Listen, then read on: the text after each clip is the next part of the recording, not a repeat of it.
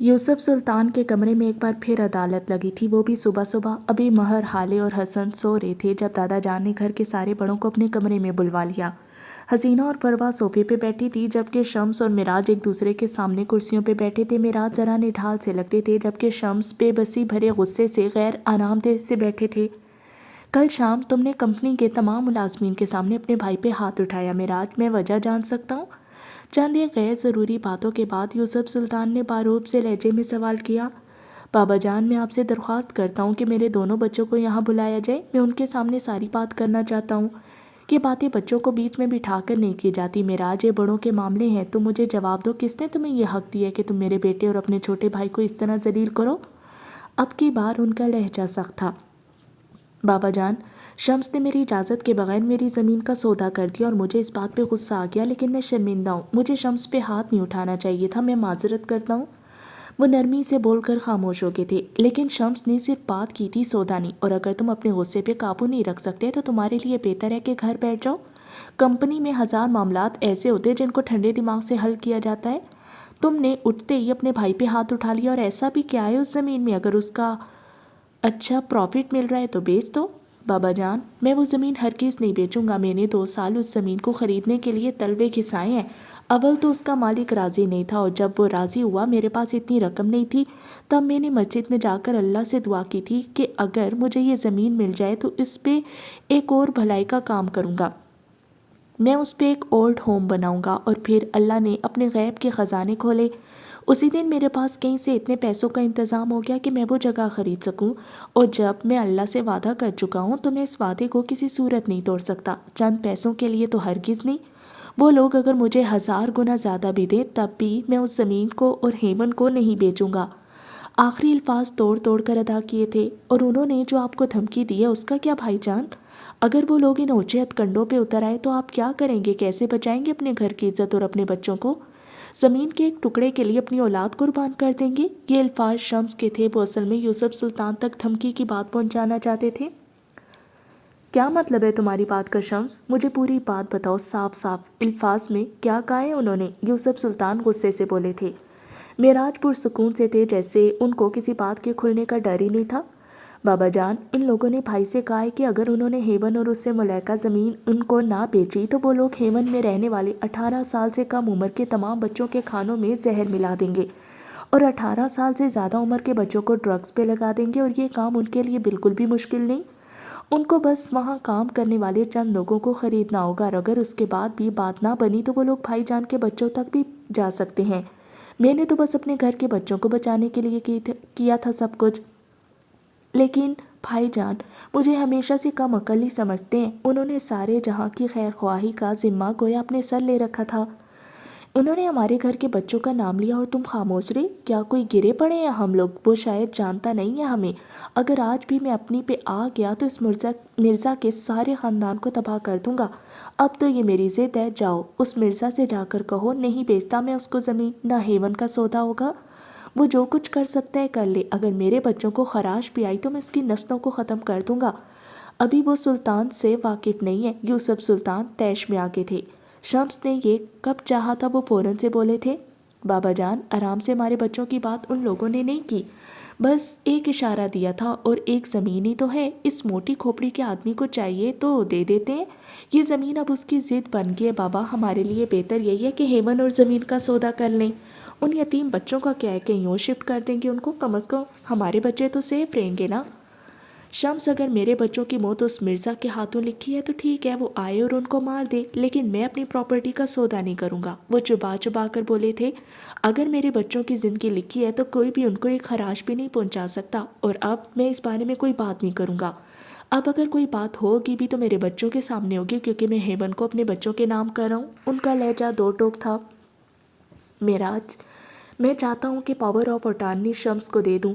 वैसे भी अगर तुम अपना गुस्सा नहीं संभाल सकते तो तुम्हें चाहिए कि कुछ दिन आराम करो, घर पे रहो या कहीं घूम आओ, लेकिन उन मामलात से दूर हो। वो ज़मीन और यतीम खाना तुम उसको बेचो या आग लगाओ, लेकिन अगर उसकी वजह से मेरे बच्चों को कोई नुकसान हुआ तो मैं किसी को भी माफ़ नहीं करूँगा। उनका लहजा हतमी था।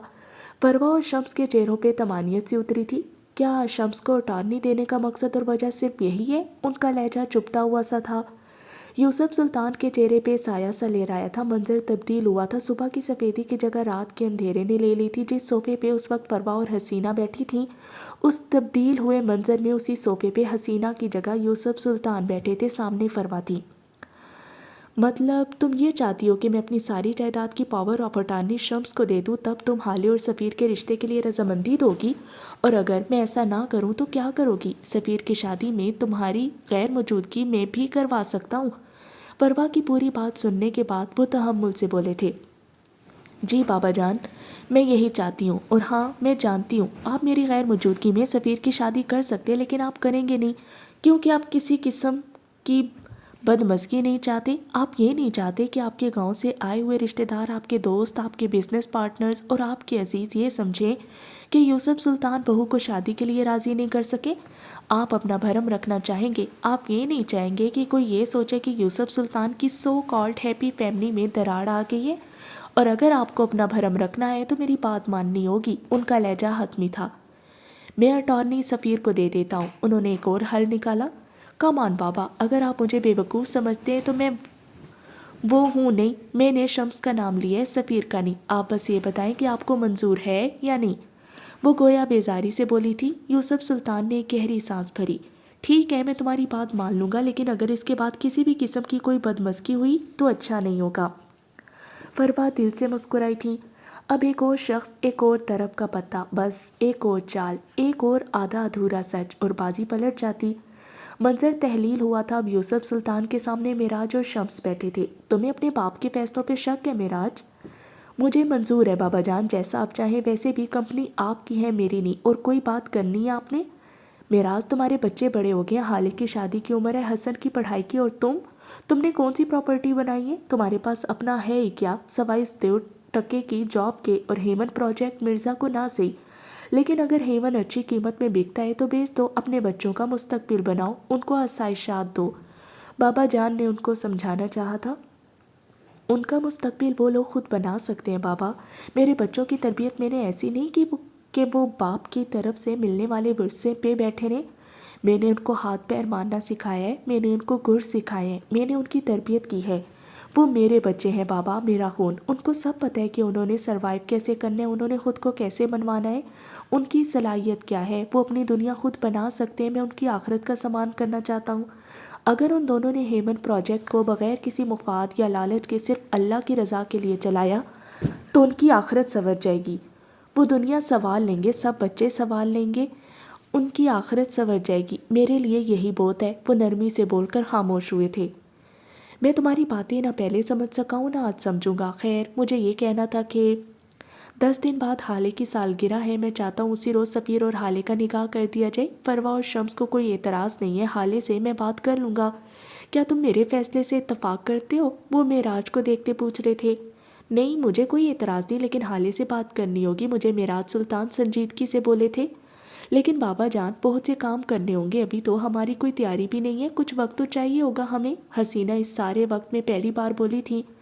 بھابھی، سب کچھ مل کر کر لیں گے، پریشان نہ ہو آپ، فروا مسکرا کر بولی۔ باقی کسی کو کوئی اعتراض نہیں تھا۔ یوسف سلطان جیسے کھل اٹھے تھے، ان کی سب سے بڑی خواہش پوری ہونے والی تھی، انہوں نے خوش تو ہونا تھا۔ معراج خاموشی سے اٹھ کھڑے ہوئے، ان کا دل بوجھل سا تھا۔ وہ جو لاؤنج میں آئی تو حسن کسی اخبار میں منہ دیے بیٹھا تھا۔ اس کے پاس اور بھی کافی اخبار اکٹھے کر رکھے تھے۔ وہ ایک اخبار کو کھنگالتا اور پھر واپس رکھ دیتا۔ وہ اپنے کام میں اتنا مہو تھا، حالے کی آمد کا بھی پتہ نہیں چلا۔ چھلے ہوئے آلو، یہ تمہیں اخبار پڑھنے کا شوق کب سے جاگ گیا؟ وہ دھپ سے اس کے برابر صوفے پہ بیٹھتے ہوئے بولی تھی۔ اس نے سبز رنگ کی گھٹنوں تک آتی شرٹ کے ساتھ سبزی بڑے بڑے پانچوں والی شلوار پہن رکھی تھی، بال جوڑے میں باندھ رکھے تھے، سے آنکھوں میں اب بھی نیند تھی۔ دیکھ رہا ہوں چچی جان کی خودکش دھماکے کی خبر کہاں چھپی ہے۔ چلو دھماکہ نہ صحیح، کیسے خودکشی کی یہی چھاپ دیتے، لیکن نہیں، ان اخبار والوں سے کچھ نہیں ہوگا۔ وہ اتنے سنجیدہ سے انداز میں بولا تھا کہ حالے نے اس کو گھور کر دیکھا۔ بھلا چچی کیوں کریں گی ایسا؟ بدتمیز، اس نے گھرکا تھا۔ تمہاری اور سفیر بھائی کی شادی کی ڈیٹ فکس ہوگی، انہوں نے تو مننا ہی ہے، یا پھر کل کی اخبار میں تمہارے مرڈر کی نیوز چھپے گی۔ لیکن یہ تو طے ہے کہ فروا خانم یہ شادی نہیں ہونے دیں گی۔ وہ چمکتی آنکھوں سے مسکراہٹ دبا کر بولا تھا۔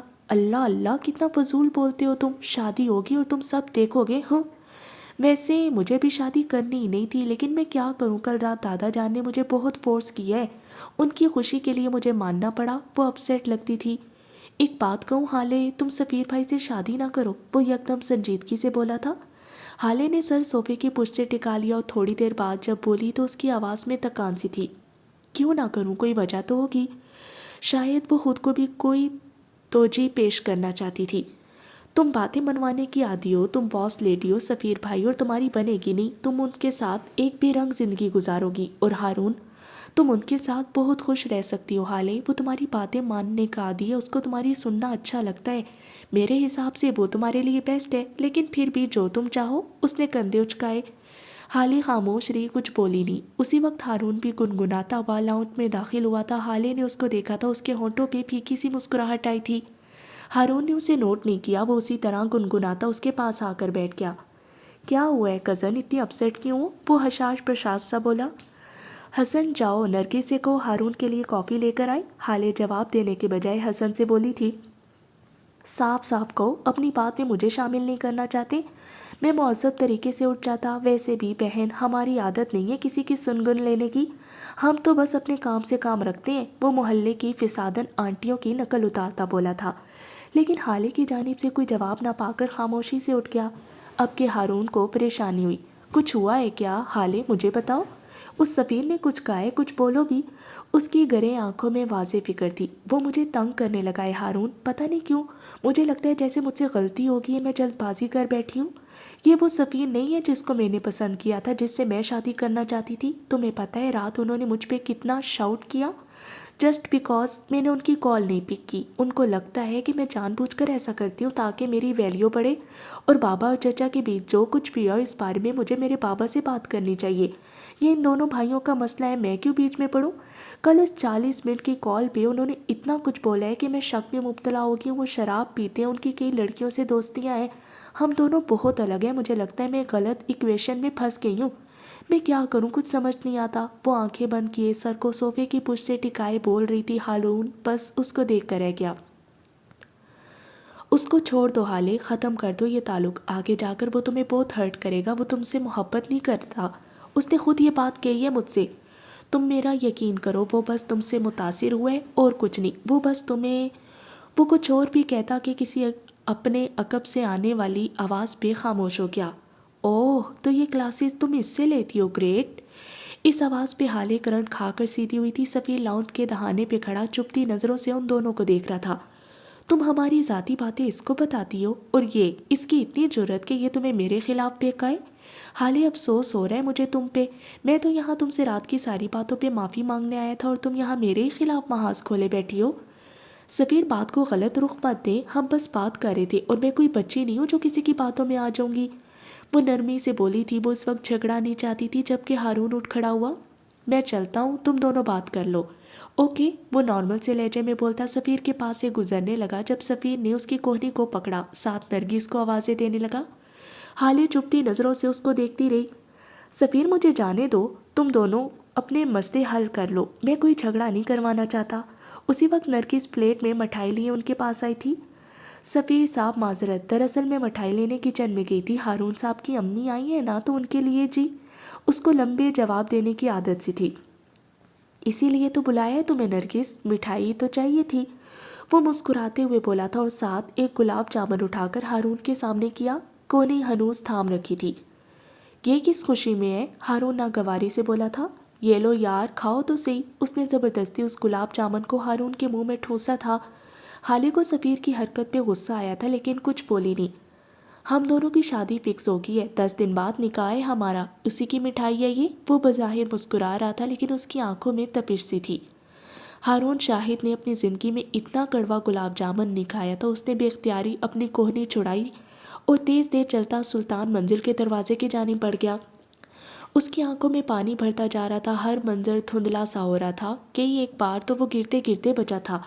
اب وہ سلطان منزل کے گیٹ سے باہر نکل آیا تھا اور ایک دیوار کی اوٹ میں کھڑا اس مٹھائی کو تھوک تھوک کر نکال رہا تھا۔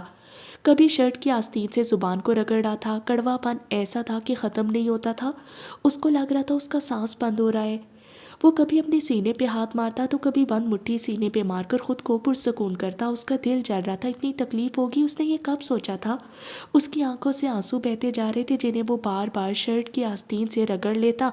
वो रो रहा था, बहुत बुरी तरह रो रहा था, उसको तकलीफ हो रही थी, बहुत तकलीफ। हारून बेटे, यहाँ क्या कर रहे हो? शाहिद हुसैन की आवाज़ पे उसने मुड़ कर देखा था। वो उसकी सुर्ख आंखें देकर दहल गए थे।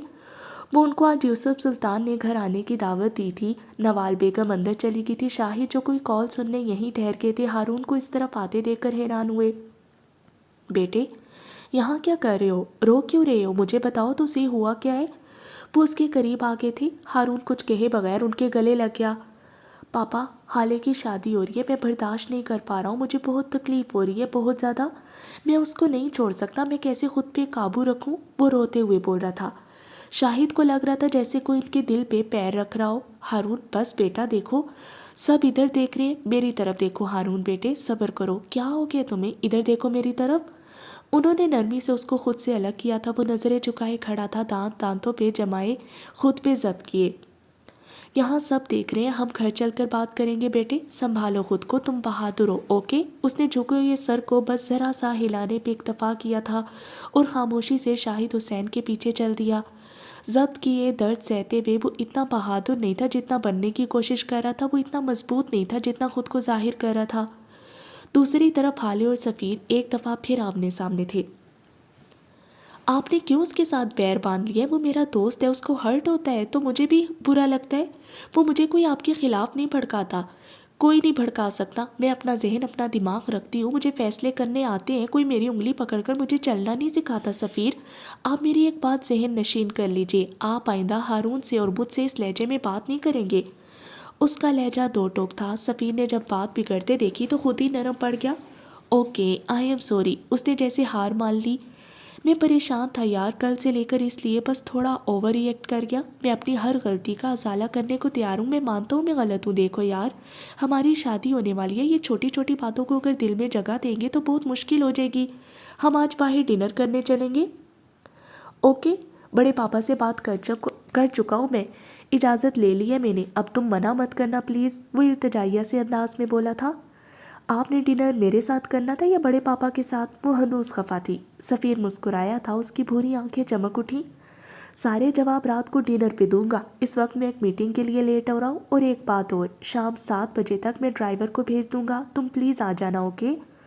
वो कोई जवाब देती कि उसका मोबाइल बजने लगा। झेंगा कॉलिंग, ये क्यों कॉल कर रहा है? अच्छा ओके, मैं आ जाऊंगी। उसने सफ़ीर की तरफ देखे बगैर कहा था। वो भी लेट हो रहा था, इसलिए खामोशी से चला गया। हाले ने कॉल पिक की थी। हाँ बोलो, किधर हो तुम और कॉल क्यों कर रहे हो? मेरे कमरे में आ जाओ अभी और इसी वक्त। उसकी फंसी फंसी सी आवाज़ निकली। क्यों, मैं तुम्हारी नौकर लगी हूँ? वो तब भी तो गई थी। यार आ जाओ प्लीज़, मैं मुसीबत में हूँ। वो रोहानसा सा हो गया था। हाले ने जवाब दिए बगैर कॉल काट दी थी और ऊपर की तरफ जाने लगी। जब उसने शाहिद हुसैन और हारून को सामने से आते देखा, वो भागकर उनके करीब गई। शाहिद उसको देखकर मुस्कुराए थे। वो उनके पास जाकर उनके सीने से लगी थी। शाहिद ने उसके बालों को चूमा था। I missed you so much मामू जान, वो उनसे अलग होते हुए बोली थी जबकि उनके दोनों हाथों को पकड़ रखा था।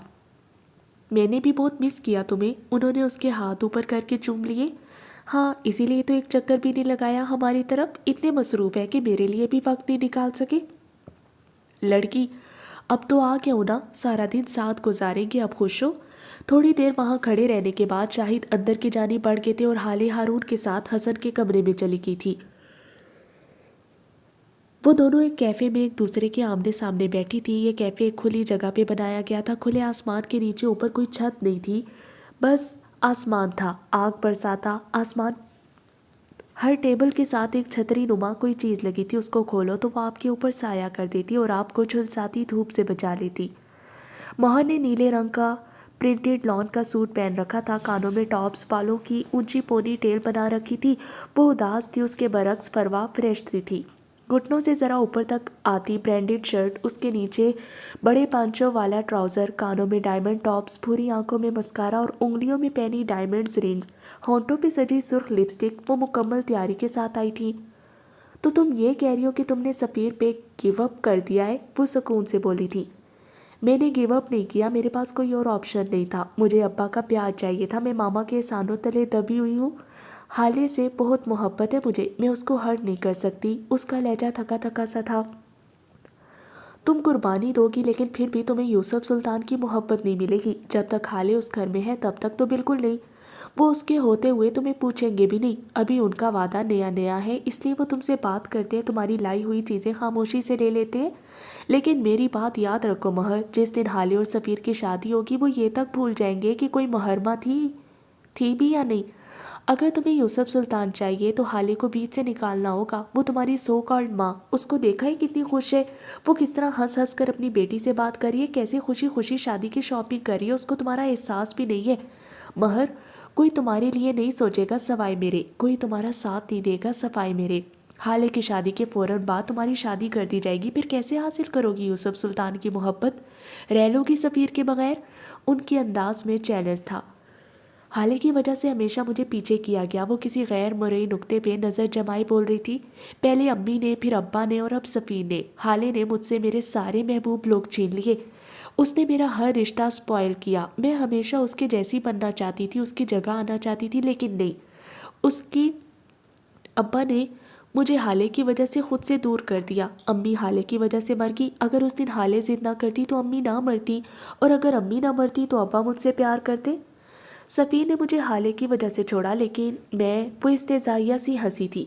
मैं उसको कुछ नहीं कह सकती, इसलिए नहीं क्योंकि वो मेरी बहन है, बल्कि इसलिए क्योंकि उसकी माँ ने मुझे पाला है, मुझसे मोहब्बत की है। मेरे बस में कुछ भी नहीं, मैं कुछ नहीं कर सकती, मैं एहसान फरामोश नहीं बन सकती। वो फरवा की जानिब नहीं देख रही थी, उसने गर्दन मोड़ रखी थी।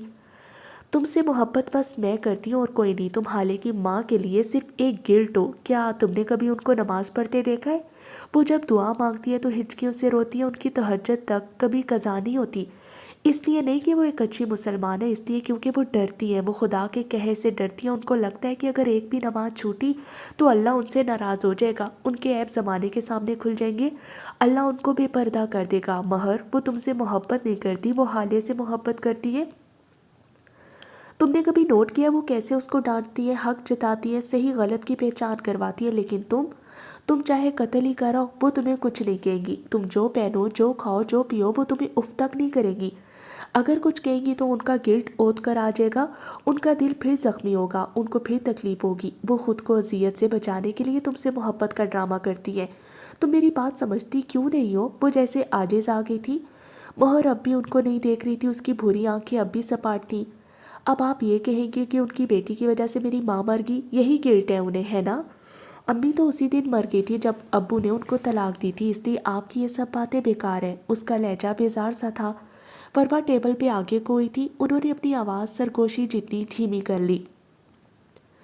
और अगर मैं ये कहूँ कि तुम्हारे वालिदैन की तलाक हसीना भाभी की वजह से हुई थी तो, और अगर मैं ये कहूँ कि उनको इसी बात का गिल्ट है तो, वो उसके कानों में सूर फूंक कर पीछे हटी थी। मोहन ने इतनी तेज़ी से मुड़कर देखा था कि गर्दन के चटकने की आवाज़ आई थी। उसने फरवा की आंखों में कोई झूठ, कोई धोखा तलाशना चाहा, लेकिन उनकी आंखों में बस सच था, सबूत के साथ। मोहर गंग सी उनको देखे गई। उसको लगा था जैसे आसमान से पत्थरों भरा थाल उसके सर पे लुढ़का दिया गया हो। उसके दिल को किसी ने मुट्ठी में लेकर दबाया था। तकलीफ हद से सवा थी, शौक जानलेवा। उसने 2 दिन से ना सही से कुछ खाया था, ना बात की थी, बस अपने कमरे में बैठा रहता या घुटनों या घंटों किसी गैर मरई नुक्ते पे नज़रें जमाए रहता। नफीसा ने उसको कुछ नहीं कहा था। उनको अंदाज़ा था वो उस वक्त ट्रामाटाइज था।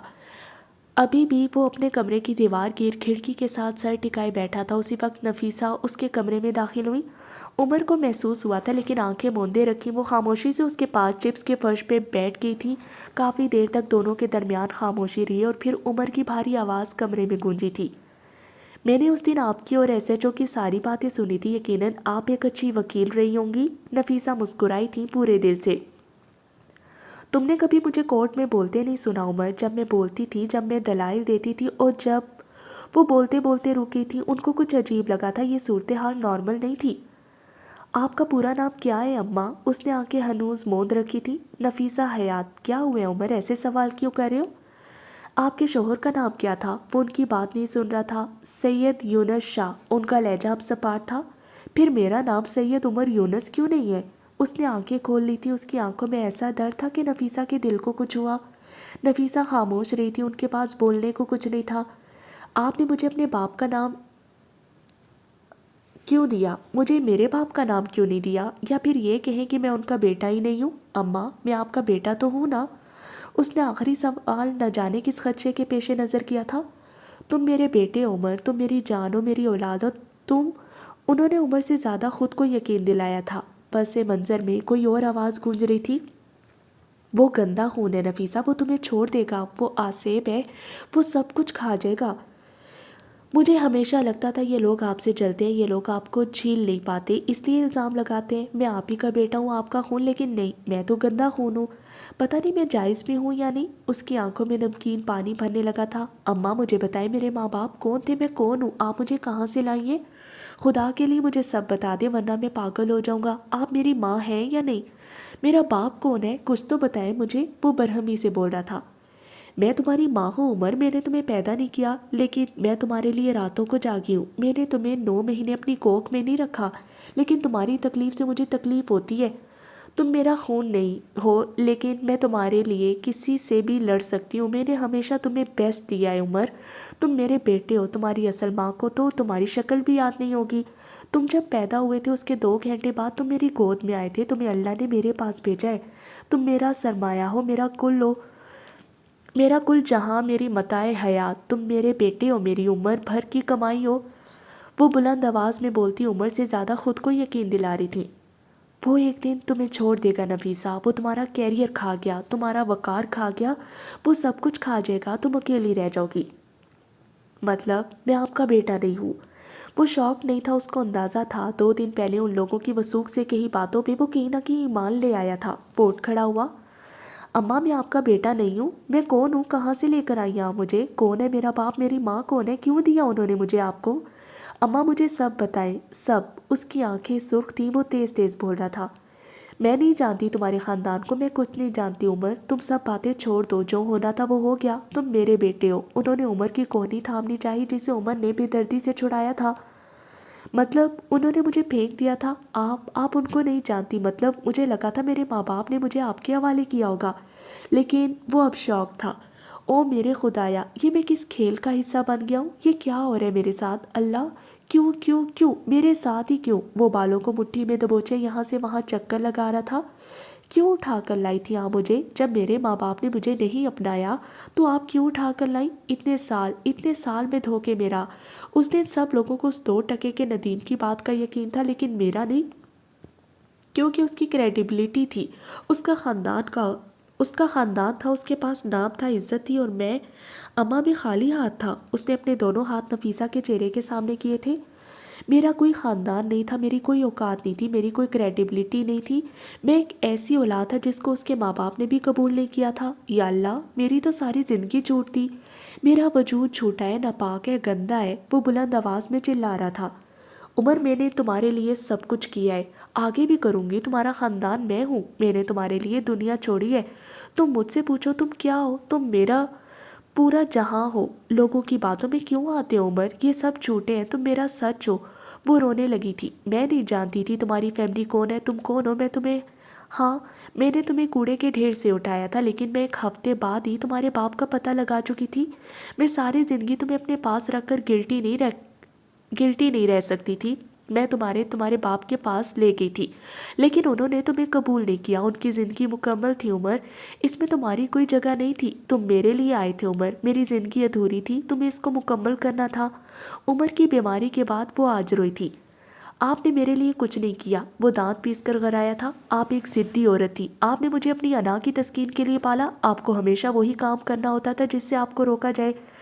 آپ نے میرے معاملے میں بھی وہی کیا، آپ نے ساری دنیا اپنے لیے چھوڑی اماں۔ میرے لیے اگر کچھ کرنا تھا تو آپ امریکہ سے واپس ہی نہ آتی، میرے لیے اگر کچھ کرنا تھا تو یہ محلہ چھوڑتی، میرے لیے اگر کچھ کرنا تھا تو آپ وکالت نہ چھوڑتی۔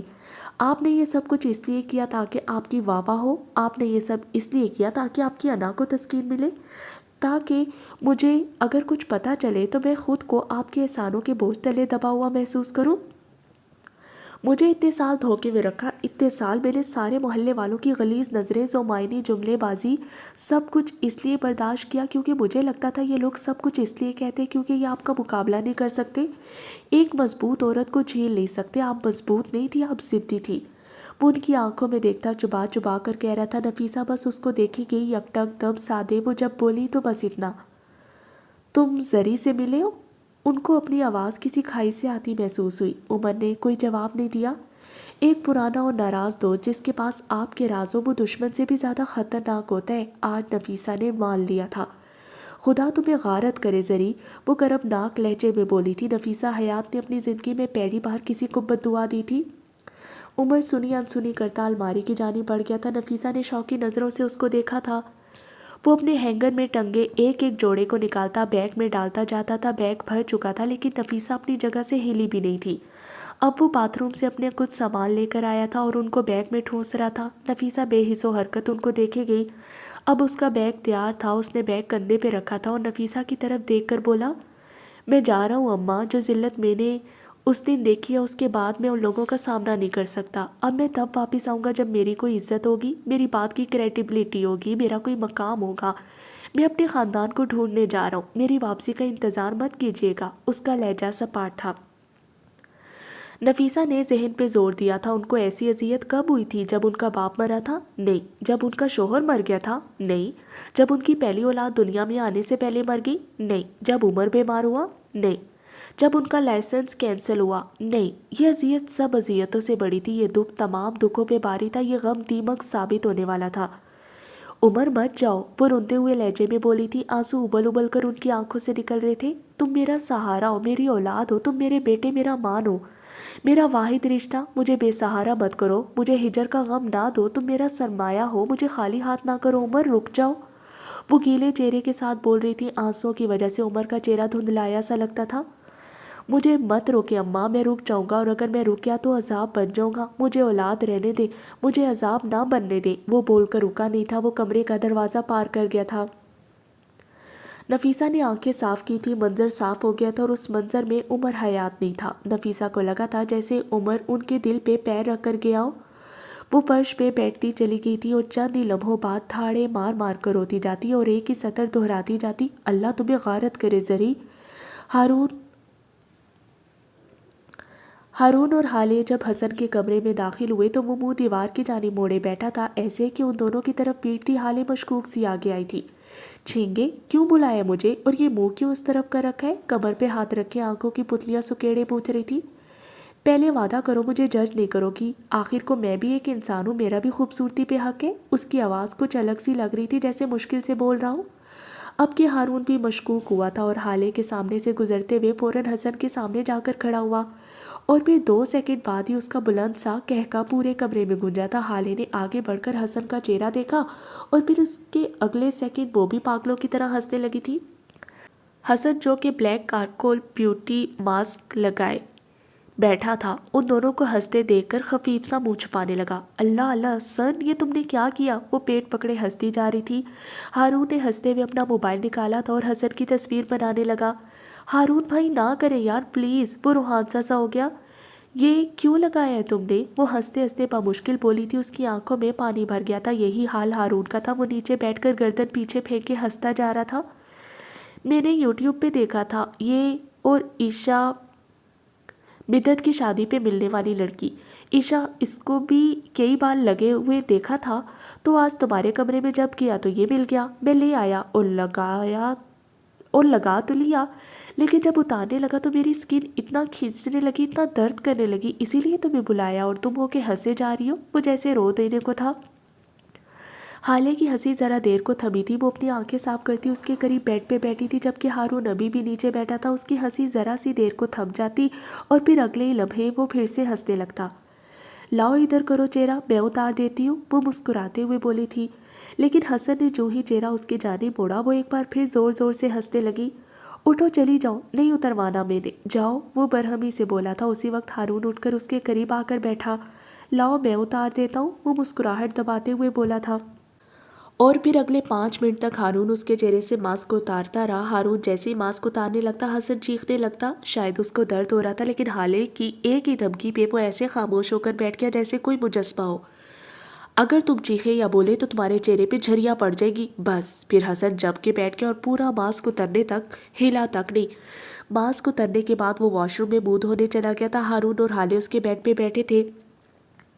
हाले कितनी बार फेस वॉश लगाना है, उसने अंदर से सदा लगाई थी। कम से कम 10 बार, वरना झुर्रियाँ पड़ जाएगी, वो मुस्कुराहट दबाई संजीदगी से बोली थी। लेकिन ईशा तो इतनी बार मुंह नहीं धोती, वो अंदर से बोला था। हाँ तो जाओ अपनी उसी माँ से पूछ कर आओ कितनी बार मुंह धोना है, दिमाग खराब ना करो मेरा। वो खामोश हो गया था, उसकी अब कोई आवाज़ नहीं आई थी। तुम्हें पता है उस दिन मॉल में मेरी मुलाकात किससे हुई? उमर, वो लड़का उमर, उस रात जिसका एक्सीडेंट हुआ था। उसने आवाज़ सरगोशी जितनी धीमी कर ली। हारून चौंका था। तुमने उससे क्यों बात की? किसी ने देखा तो नहीं? मैंने कहा था ना तुम ये तक भूल जाओगी कि वो रात कभी हमारी ज़िंदगी में आई भी थी। तुम्हें समझ नहीं आती एक बात? उसी बात से याद आया, तुम्हें ये पता है कि ये बात बच्चों को भी पता है? उन्होंने उस दिन मुझसे पूछा था और मैंने बता दिया। हाँ मुझे पता है, वो जैसे बेध्यानी में बोल गया। लेकिन तुम्हें कैसे पता? मैंने तो तुम्हें नहीं बताया। हाले हैरान हुई। नहीं, मेरा मतलब है जाहिर है उसको पता लगना ही था। मिन्नत ने उसको बताया था कि तुम उसकी माइयों वाली रात घर पे नहीं थी। उसने बात संभाल ली। अच्छा खैर दफ़ा करो, मैं हसन की वीडियो इंस्टा पे लगा रही हूँ, वो चहकती हुई बोली थी। हाले ने उसके मास्क उतारने वाली वीडियो इंस्टाग्राम पे पोस्ट कर दी थी। वो अपने मोबाइल पे लगी थी जब उसकी नज़र एक वीडियो पे पड़ी। ये उनकी यूनिवर्सिटी फेलो की शादी की डांस क्लिप थी। हाले को एकदम शरारत सूझी। ये देखो हारून, मैं भी अपनी शादी पे ऐसा डांस करूँगी, मैं टांगे तोड़ दूंगा, वो वीडियो देखे बगैर बोला था। पहले देख तो लो, वो खफा हुई। नहीं देखनी, और खबरदार जो तुमने ऐसी कोई हरकत की हाले, मैं वापस आकर छोड़ूंगा नहीं तुम्हें, वो उसको वार्न करते हुए बोला था। जबकि हाले एकदम सीधी होकर बैठी थी। वापस आकर मतलब तुम कहाँ जा रहे हो? अल्लाह की ज़मीन बहुत वसी है, कहीं ना कहीं चला ही जाऊंगा, 2 दिन बाद जा रहा हूँ, टेंशन ना लो। वो बज़ाहिर हल्के फुल्के लहजे में बोल रहा था, लेकिन अंदर से कोई उसका दिल जकड़ रहा था। तुम मेरी शादी पे मेरे इतने बड़े दिन पे मुझे अकेला छोड़कर चले जाओगे? तुम ऐसा कैसे कर सकते हो? वो बेयकीनी से बोल रही थी। हारून ने कंधे उचकाए थे, वो उसकी तरफ नहीं देख रहा था, उसका सर झुका हुआ था। वो अपने मोबाइल की तारीख स्क्रीन पे उंगली फेरते हुए बोल रहा था। अकेली कब होगी तुम? सब लोग तो है सही तुम्हारे साथ। अगर हाली के साथ हारून शाहिद ना हो तो वो अकेली ही होती है। ये तुम्हारे अल्फाज है हारून, वो दुख से कह रही थी। तुम क्या चाहती हो? वो तुम्हारी शादी पे चन्ना मेरे या गाता रहे? हाले सुल्तान, वो फिल्म है, welcome to reality. Hasan bathroom के दरवाजे पे खड़ा तंजिया सा कह रहा था, फिर से अंदर गायब हो गया था। अभी 4 दफ़ा और मुंह धोना था। मैं यहाँ नहीं रह सकता हाले, तुम सफ़ी से शादी कर रही हो, मैंने तुम्हारे फैसले का एहतराम किया। अब अगर मैं यहाँ से जा रहा हूँ तो यही शर्त तुम पे भी लागू होती है हाले, मेरी सिचुएशन समझो। वो उसकी आंखों में देखता नरमी से बोला था। हाले खामोश हो गई थी, उसका दिल दुखा था, बहुत बुरी तरह दुखा था।